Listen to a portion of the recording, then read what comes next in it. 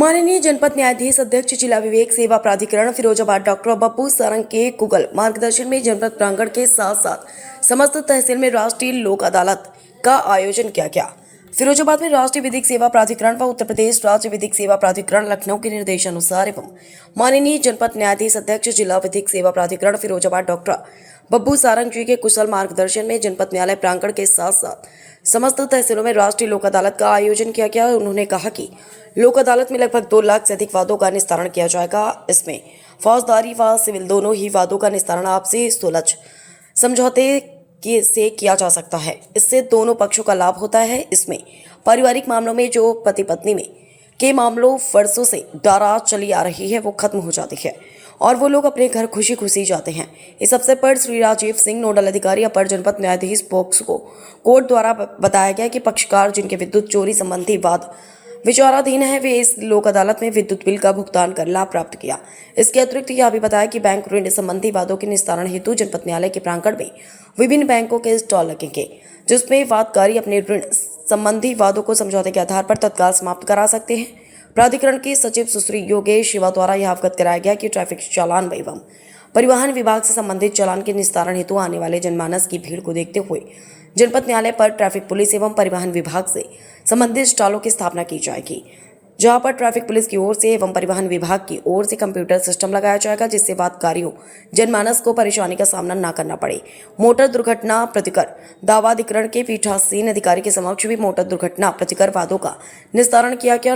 राष्ट्रीय लोक अदालत तक प्रत्येक कार्य दिवस पर लोगों की सहायता हेतु कार्यरत है। राष्ट्रीय लोक अदालत में राजस्व, सिविल एवं दांडिक प्रकृति के वादों का निस्तारण किया जाएगा, जिनमें मोटर दुर्घटना प्रतिकर वाद, चेक बाउंस वाद, उत्तराधिकारी वैवाहिक वाद, श्रम राजस्व, स्टाम्प चकबंदी, बैंक व मोबाइल कंपनी के बकाया बिल, विद्युत चोरी वाद, बांट माप, घरेलू हिंसा, भरण पोषण व अन्य लघु फौजदारी वादों का निस्तारण आपसी सुलह समझौते के आधार पर किया गया।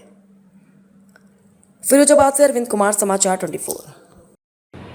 आज राष्ट्रीय लोक अदालत जो इस वर्ष की प्रथम राष्ट्रीय लोक अदालत है उसका आयोजन किया गया है और इसके अंतर्गत सभी प्रकार के मामले, तो छोटे मामले जो क्रिमिनल प्रकृति के हैं जैसे बिजली के हैं, चालान के हैं और अन्य जो भी छोटे छोटे मामले हैं जिनका 3 वर्ष तक का कारागार होता है, उसके अंतर्गत ये वो दिया जाता है, सहयोग दिया जाता है न्यायालय के द्वारा। और जो सिविल के मामले होते हैं उनके अंतर्गत भी हम इसका कंप्रोमाइज़ के आधार पर निपटारा करते हैं, जैसे बैंकों के मामले हैं, एक्सीडेंटल क्लेम के मामले हैं या अन्य और मामले भी हैं, तो इनका सभी का निपटारा किया जाता है। इसमें कितना लक्ष्य रखा गया है इस बात को? देखिए, इस बार लक्ष्य तो हमारा है थोड़ा सा हाई साइड पे किया है, क्योंकि पिछली बार बहुत अच्छा रिस्पॉन्स था। तो अब उम्मीद करते हैं कि जो लक्ष्य है वो 2.5 लाख का है, लेकिन इन ऑल केस में उम्मीद करता हूँ कि 2 लाख हम क्रॉस करेंगे।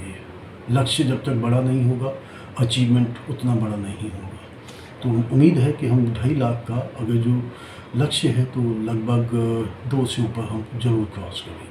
अक्सर देखा जाता है पारिवारिक मामले न्यायालयों में आने के बाद टूटते हैं, उसको जोड़ने के लिए क्या व्यवस्था की? ये लोगों के अंतर्गत भय व्याप्त है कि परिवार के मामले जो हैं टूटते ही हैं, लेकिन आज आप देखेंगे कि कम से कम 15 मामले ऐसे हैं जो मिलकर जाएंगे। तो इसका मतलब ये नहीं है, लोग उनको ज़्यादा हाईलाइट करते हैं जो मामले टूटते हैं, क्योंकि 2 अलग परिवार हो जाते हैं, वो दोनों अलग अलग बातें करते हैं, इस वजह से समाज में गलत मैसेज जाता है।